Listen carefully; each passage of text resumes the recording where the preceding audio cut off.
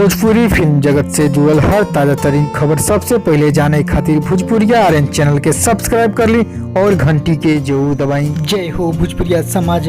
जी हाँ, तो आज आप लोग के बीच भोजपुरी के पावर स्टार पवन सिंह के नया जोरदार धमाकेदार खबर लेके आइल बनी जो उनकी फैंस लोग खुश हो जाइलो। जी हाँ, आप सब नया पोस्टर देख सकते नहीं, उनकी साड़ी पर के फोटो। जी हाँ, साड़ी पर के फोटो जो गाना कल आ रहा बा ओकरे सॉन्ग टीजर से जुड़ल बड़ी रिपोर्ट लेके आइल बनी जो उनकी दर्शक लोग खतरा बड़ा ही नया खुश खबरी के रिपोर्ट बा। जी हाँ, वो भी खुश खबरी जो उनकी गाना रिलीज हो गई बा सॉन्ग टीजर जो उनकी काफी धमाल मचेल बा। सोशल मीडिया कहल जाए तो चारों तरफ धूम मचेल बा।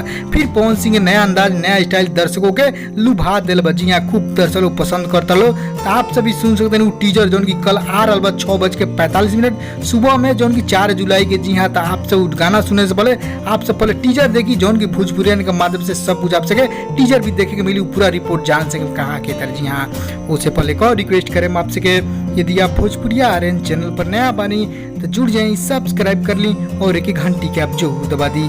जी हाँ, तो चलिए आप दर्शक फिर बताएं नया तरो ताजा जो उनको अभी भी काफी वायरल बेल टीजर जो उनकी साड़ी पर के फोटो। फिर पवन सिंह और अंकिता सिंह के जोड़ी धमाल मचेल सॉन्ग परफॉर्म। जी हाँ, तभी तो सिर्फ ऑडियो सॉन्ग टीजर रिलीज हुआ उनकी ऑडियो कल आपसे सुने 4 जुलाई के 6:45 सुबह 6:45 AM में। उनकी अब ओकरा से पहले आज शाम में इवनिंग में आपसे टीजर रिलीज हुआ। जी हाँ, टीजर जो उनकी टीजर में ऑडियो के नया रूप एक एक कड़ी पवन सिंह के अंदाज में आपसे वह कड़ी से रूप लग जाए पता कि गाना में कितना दम बजी। हाँ, चारों तरफ धूम मचेल बा। जी हाँ, आपसे टीजर देखल चाहता नहीं रिलीज भेल बा साड़ी पर के फोटो के।